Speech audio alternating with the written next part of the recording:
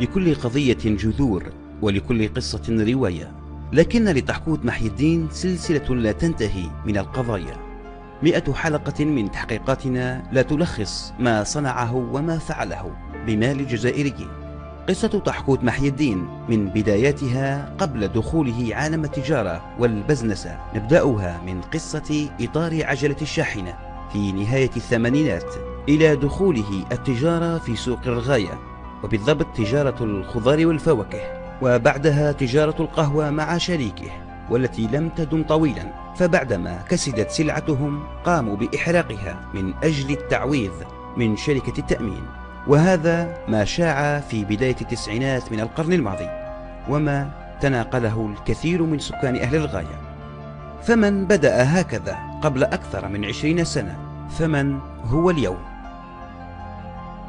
تحقوت محي الدين القوة الضاربة بأسطوله في النقل وشركاته المتعددة وتجارة السيارات، وحتى تمويل الإقامات الجامعية بمادة الخبز وعديد المؤسسات الأخرى، كلها حجم لأعمال ظاهري، أما الخفي منه فهو منقول ومخبأ ومعبأ في أكياس إلى ما وراء البحر. تحويل الملايير إلى الخارج وبالتحديد فرنسا كأكثر مستفيد من خيرات تحقوت محي الدين، والتي اشترى فيها الأراضي والشقق وأسس بها لتجارة تضر الملايير التي لا تدخل مما خرج مصدرها، أي خرجت من الجزائر وترعرعت في فرنسا وماتت هناك. شركات للبناء ومؤسسات لكراء السيارات وأخرى متنوعة تشاهدون سجلاتها، فكيف تمكن من تحويل الأموال إلى هناك؟ قبل كل هذا نتطرق في هذه الحلقة إلى محطاته المتنوعة مع السجل التجاري حسب المعلومات المتوفرة لدى المركز الوطني للسجل التجاري. نستدرج من خلاله بعض الأرقام وبعض العناوين المتفرقة عبر السنين، وكيف كان لتحقوت محي الدين عديد القيود التجارية لدى مصالح مديرية السجل التجاري منذ تاريخ أول سجل تجاري يستعمله.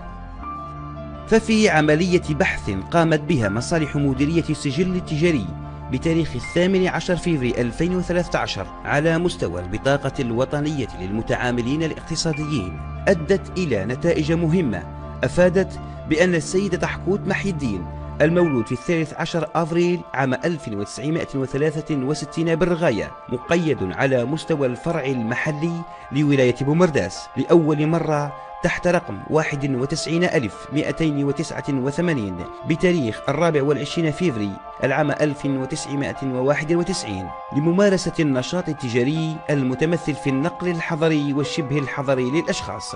وفي تاريخ 20 أكتوبر العام 1993 تم شطب هذا السجل التجاري. تحقوت محي الدين مقيد كذلك للمرة الثانية تحت رقم 93,37,36,440 بتاريخ 25 أكتوبر العام 1993، وهنا لا يفصله عن شطب السجل التجاري السابق إلا بضعة أشهر.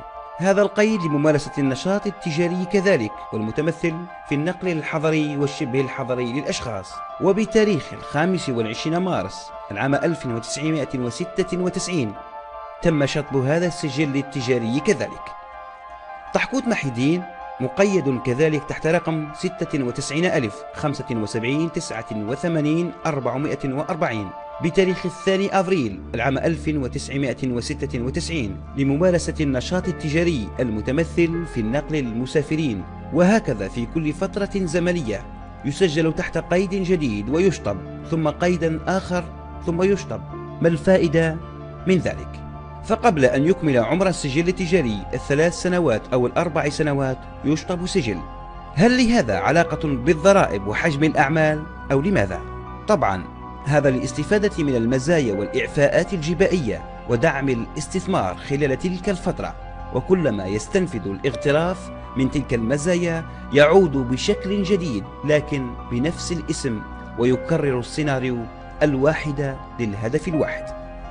في نفس عملية البحث تم العثور على 5 قيود ثانوية تحمل نفس رقم القيد الرئيسي على مستوى الفرع المحلي لولاية الجزائر العاصمة بتاريخ 31 ماي عام 2000 لممارسة النشاط التجاري والمتمثل في نقل البضائع على كل المسافات وعبر كل الطرق.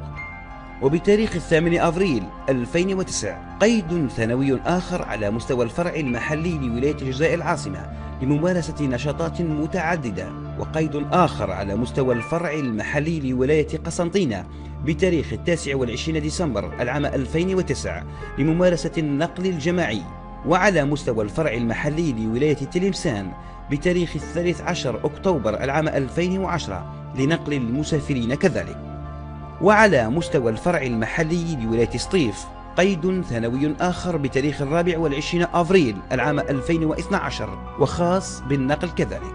وبحسب ما جاء حسب بطاقة الإعلام الآلي، يعتبر السيد تحكوت محي الدين مسيرا للشركة المسماة سال ETVMTP والمقيدة على مستوى الفرع المحلي لولاية الجزائر العاصمة تحت رقم 96 با 355 02 بتاريخ 28 أكتوبر العام 1996 لممارسة عديد الأنشطة التجارية.